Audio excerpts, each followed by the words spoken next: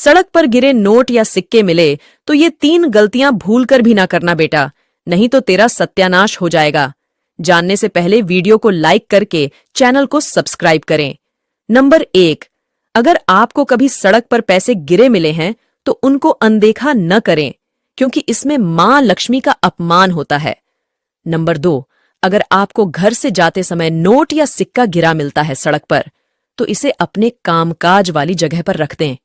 Number 3, अगर आपको घर से आते समय सड़क पर नोट या सिक्का मिलता है तो वास्तुशास्त्र के अनुसार आपको इस नोट या सिक्के को अपनी सेविंग वाली जगह पर रख देना चाहिए। एक बच्चे ने देखा घर के द्वार पर 4 साधु खड़े हैं। बच्चा बोला, क्या चाहिए बाबा? साधु बोले, हम बहुत भूखे हैं, हमें भोजन चाहिए। बच्चा भागकर अंदर गया, अपनी माँ को भूखे साधुओं की बात बताई।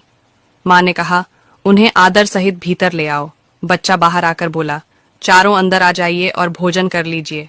तब उनमें से एक साधु बोला, हम में से एक का नाम ज्ञान है, दूसरे का धन है, तीसरे का उन्नति है और चौथे का नाम प्रेम है। तुम हम में से सिर्फ एक को ही भोजन कराकर पुण्य कमा सकते हो। बच्चा फिर भीतर गया और घर वालों को उस साधु की बात बताई। तब लड़के की बहन बोली, धन। एक पति अपनी पत्नी को धोखा दे रहा था। उसने सोचा कि वह अपनी पत्नी को सब कुछ बता देगा। एक दिन हिम्मत कर पत्नी को बताता है वह उसे धोखा दे रहा है। तब पत्नी कहती है कि मुझे तो पहले से ही पता था कि तुम्हारा किसी के साथ चक्कर है। तब पति बोला, तो तुमने इस बारे में मुझे आज तक बात क्यों नहीं की? पत्नी बोली, जिस दिन मुझे पता चला उस दिन मुझे बहुत गुस्सा आया और मैं बहुत रोती रही। फिर बैठकर सोचा, मुझे तुम्हारे साथ रहना है या तुम्हें साथ रखना है? पति ने पूछा, रहना और रखने में क्या अंतर है?